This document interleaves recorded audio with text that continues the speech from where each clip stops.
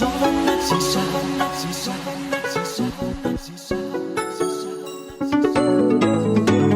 Gió vẫn ngất xì xa, xì xa, xì xa, xì xa.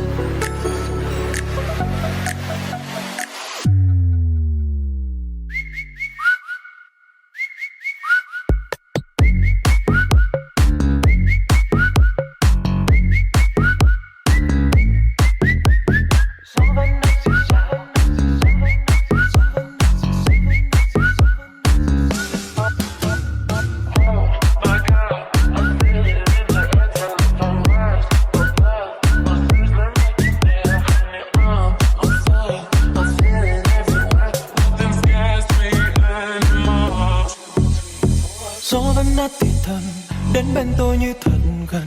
Gió muốn nói điều gì tha thiết. Gió vẫn nhắc một người đã ra đi không trở lại, lỡ mất chuyện tình không thể quên. Nuốt những chuỗi ngày dài ấp mong bao đêm huyền diệu, ánh mắt ấy giờ này xa lắm.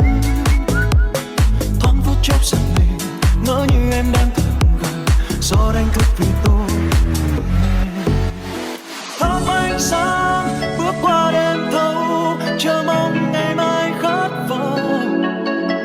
Và gió vẫn thế, gió mang tôi đi tìm em. Dẫu có lúc nước mắt tuôn rơi như hạt sương bé. Gió sẽ át xì xào, gió ru tim tôi ngày mãi xôn xao.